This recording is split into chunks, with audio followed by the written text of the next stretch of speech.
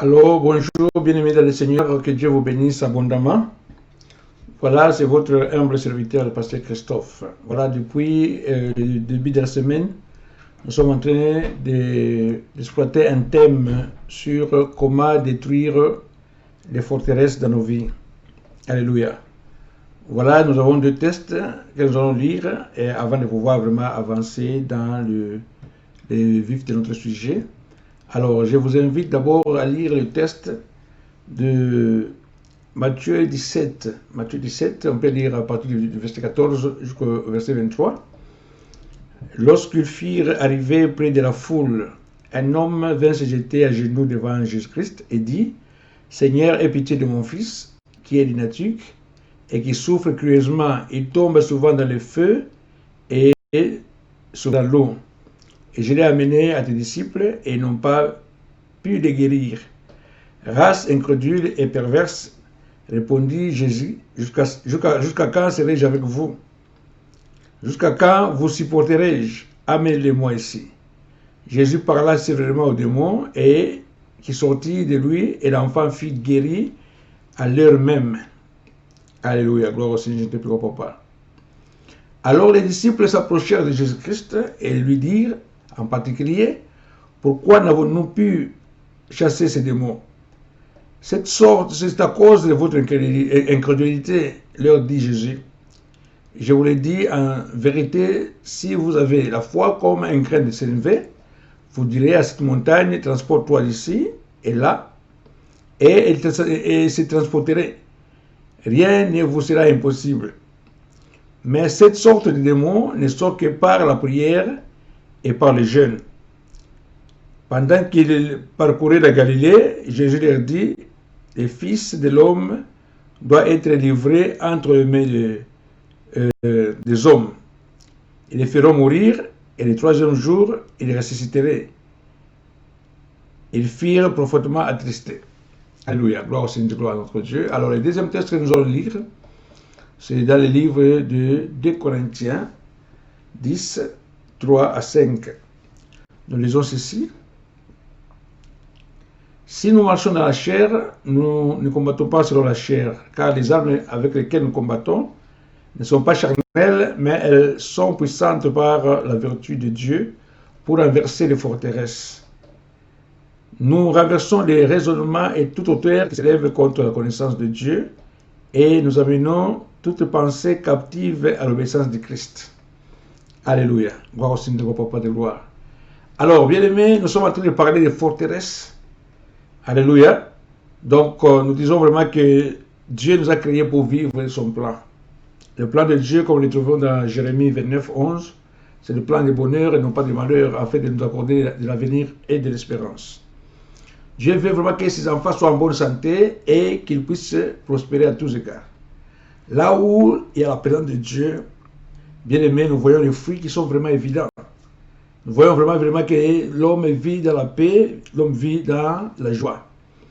Et l'absence de Dieu dans la vie d'une personne permet au diable de pouvoir combler ce vide. Le diable profite lorsqu'il n'y a pas de Dieu dans une vie pour venir s'y établir et commencer à construire petit à petit des forteresses. Alléluia. Le diable commence à contrôler la vie d'une personne lorsqu'il y a absence de Dieu. Alléluia.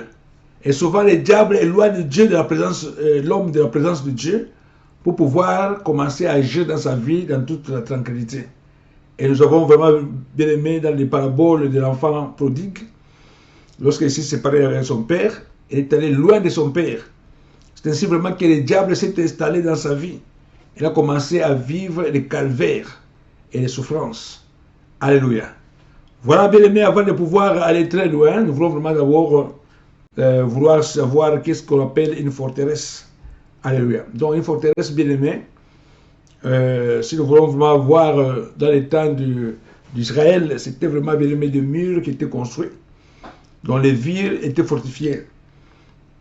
Les villes étaient entourées par des murailles, qu'on appelait des forteresses. Alléluia. Il y avait un guetteur au-dessus qui regardait, qui veillait.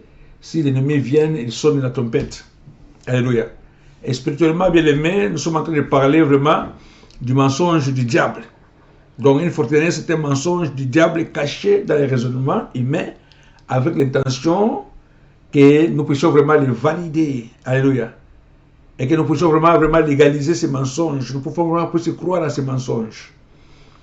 Alléluia. Il y a des gens vraiment bien aimés qui sont vraiment liés. Ils sont vraiment nés dans une famille où vous voyez vraiment qu'il n'y a pas un issue vraiment sur le plan de prospérité, par exemple. Et le diable vous fait croire vraiment bien aimé que vous êtes une famille maudite.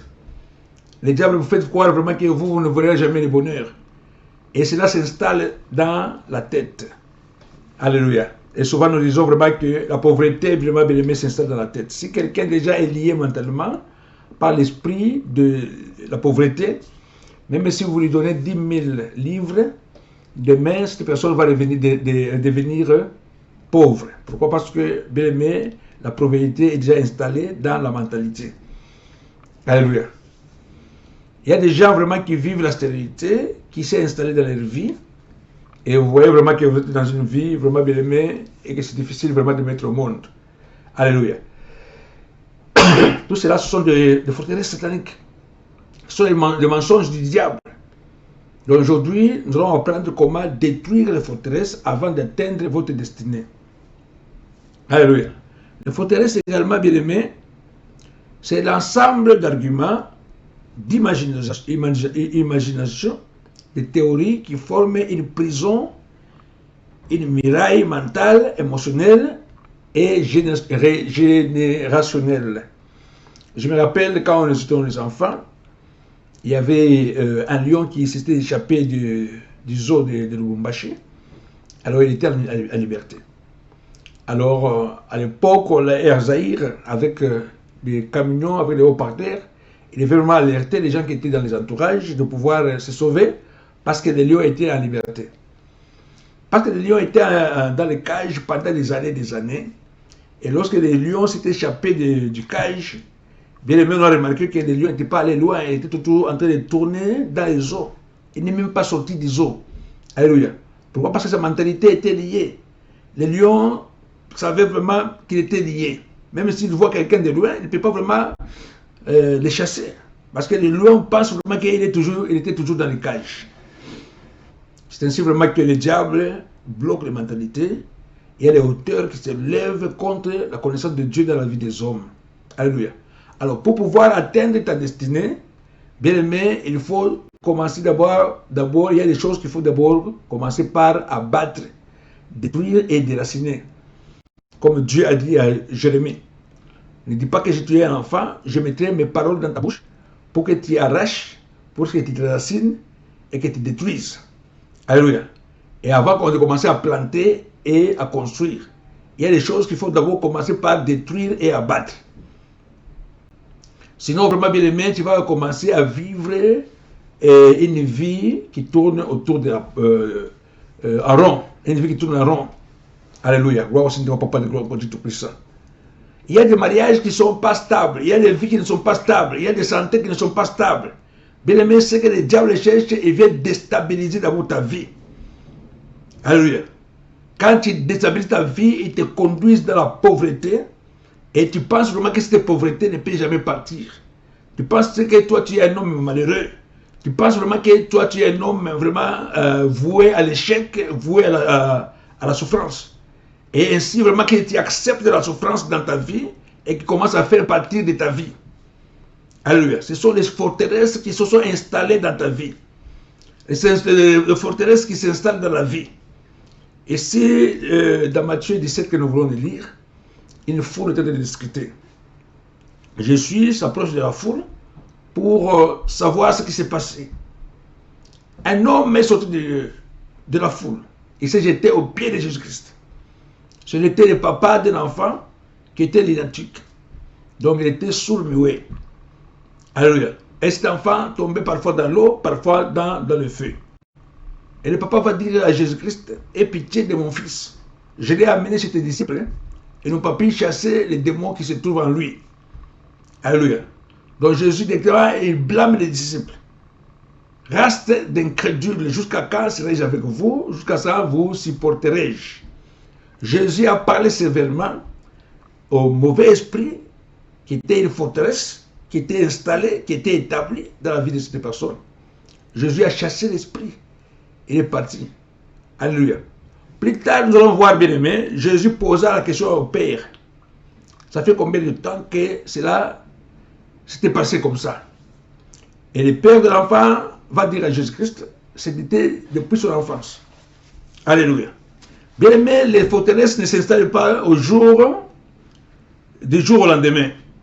Il y a des forteresses qui ont commencé depuis longtemps à s'installer dans la vie d'une personne. Parfois, bien aimé, ils ont des origines lointaines. C'est que toi, tu es en train de vivre aujourd'hui, bien aimé, ont des origines qui datent du temps ancien. Alléluia. Quoi au Seigneur, je ne te prie pour pas de gloire contre Dieu. Peut-être vraiment bien les temps des ancêtres et que toi tu es en train de vivre les conséquences aujourd'hui. Alléluia. Voilà pourquoi il faut commencer par un examen de conscience. Savoir vraiment qu'il y a quelque chose qui ne va pas dans ta vie et en ce moment tu demandes la délivrance. Le papa de cet enfant, lorsqu'il a remarqué, bien aimé, qu'il y avait quelque chose qui n'allait pas dans la vie de cet enfant, voilà pourquoi il les avait amenés aux disciples. Et les disciples étaient incapables de chasser les démons. Parce que, comprenez vraiment bien que les disciples chassaient les démons. Jésus les avait envoyés 2 par 2 dans des maisons et ils chassaient les démons. Ils sont venus donner les rapports à Jésus-Christ pour dire les démons même nous obéissent. Mais ils arrivent devant ces démons n'arrivent pas à partir. Alléluia. Donc ils ont appelé Jésus-Christ à l'écart pour poser la question, comment est-ce que nous on n'a pas pu chasser ces démons? Jésus a dit, ces genres de démons ne sortent que par de prière et le jeûne. Alléluia. Pourquoi? Parce que c'était un démon qui était déjà établi pendant longtemps dans la vie de cette personne. Donc les apôtres, vraiment bien étaient vraiment en face d'un démon qui était vraiment installé, qui était déjà établi.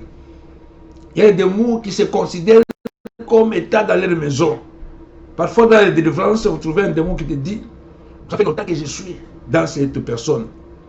Depuis l'enfance, je me suis déjà installé. Donc les démons se considèrent comme s'il était dans sa maison. Et ces genre de démons, bien aimés, qui deviennent vraiment difficiles à faire sortir. Et Jésus nous révèle que ces genres de démons-là, qui se sont installés, qui ont élu domicile dans la vie d'une personne pendant longtemps, qui peuvent avoir vraiment des racines qui datent de longue date, qui peuvent vraiment bien provenir même au temps des ancêtres. Ils peuvent vraiment être liés aussi au clan. Ces gens, les démons, ne sortent que par la prière et par le jeûne. Alléluia. Je me souviens vraiment d'un enfant qu'on était en train de prier dans une croisade qu'on avait organisée à Lubumbashi. Alors, à l'époque, j'étais responsable du département de délivrance et de l'évangélisation. Bien aimé, on a trouvé un démon costaud. On a prié et ce démon-là ne sortait pas. Et la personne était muette, comme dans les cas d'espèces, les cas que nous sommes en train d'exploiter dans la Bible.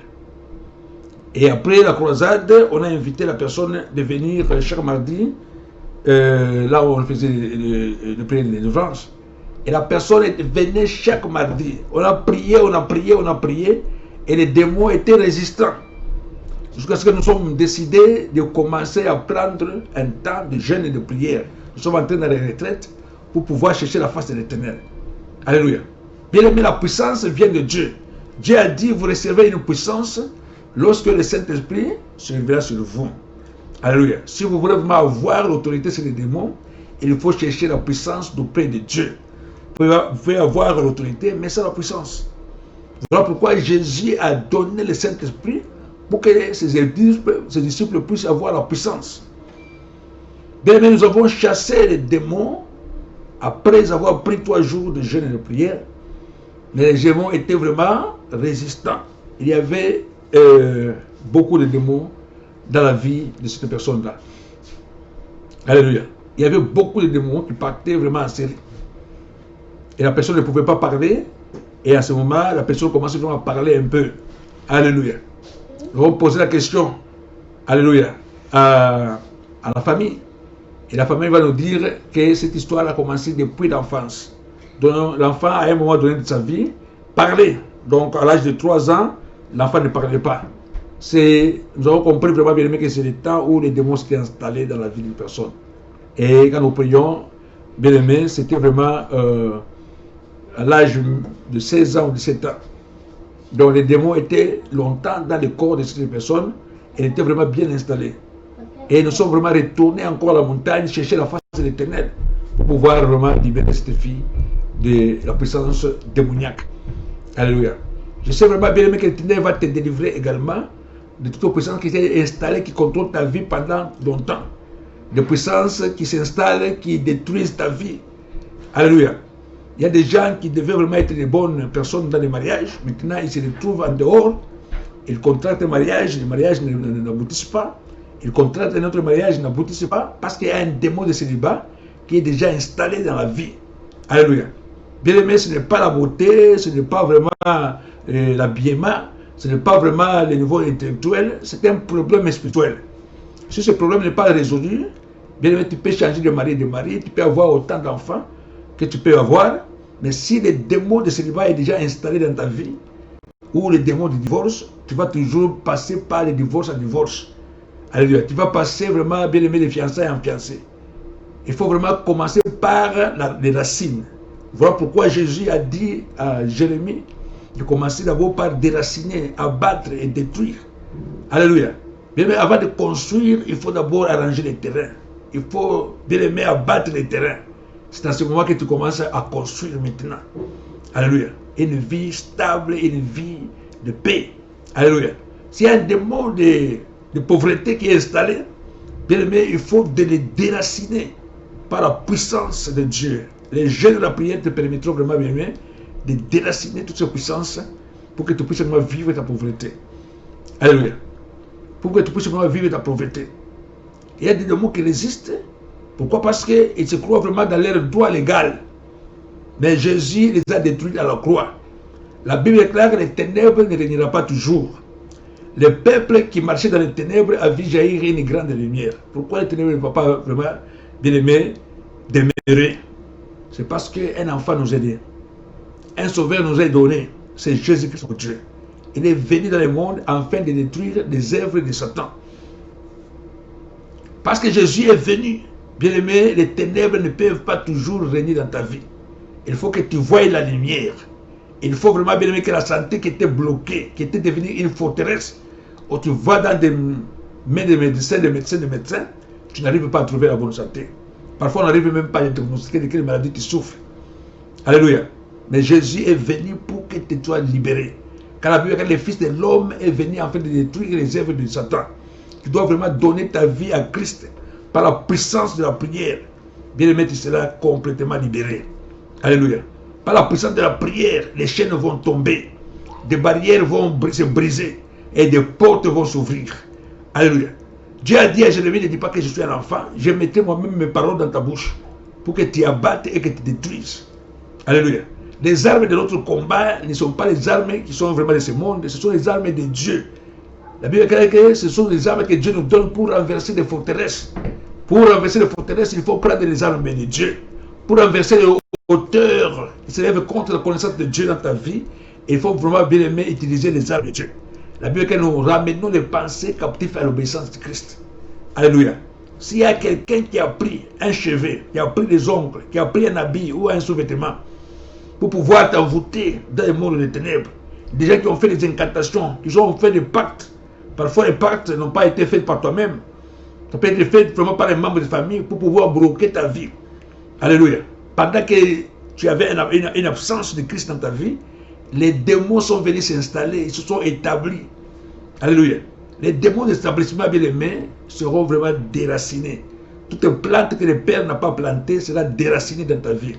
Et tu auras la délivrance. Alléluia. Si tu as des morts bizarres qui se passent dans la maison, aujourd'hui le Seigneur est venu, il a donné sa lumière. C'est le jour de votre salut. Par la puissance de notre Jésus-Christ, notre Dieu tout-puissant. Alléluia. Voilà vraiment, bien aimé, un petit message que j'avais vraiment à vous donner ce matin.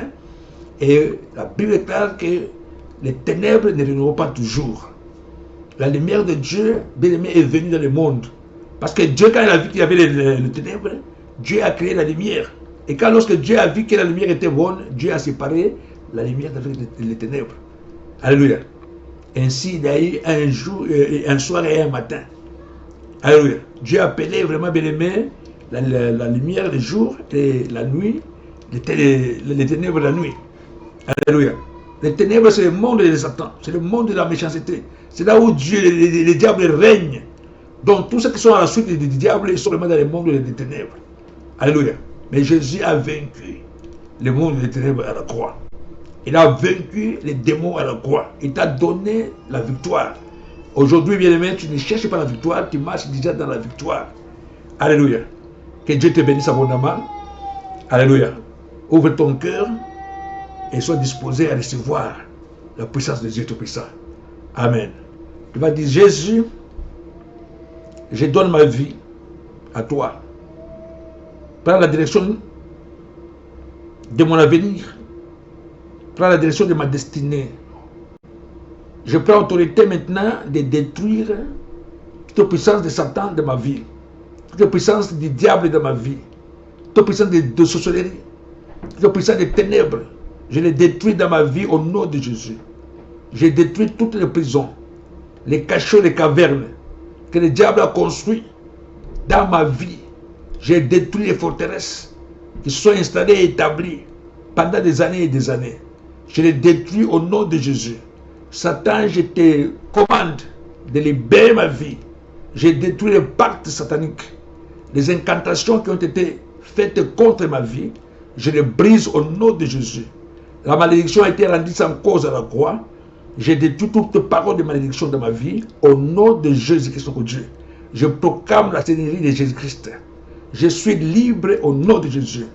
Je prie maintenant que Dieu rétablisse la paix, qu'il rétablisse ma famille, qu'il rétablisse ma santé, qu'il rétablisse ma prospérité par le nom de Jésus-Christ, notre Dieu. Lui a dit qu'il ouvre ma tête et ma coupe déborde. Il dresse une table devant mes adversaires.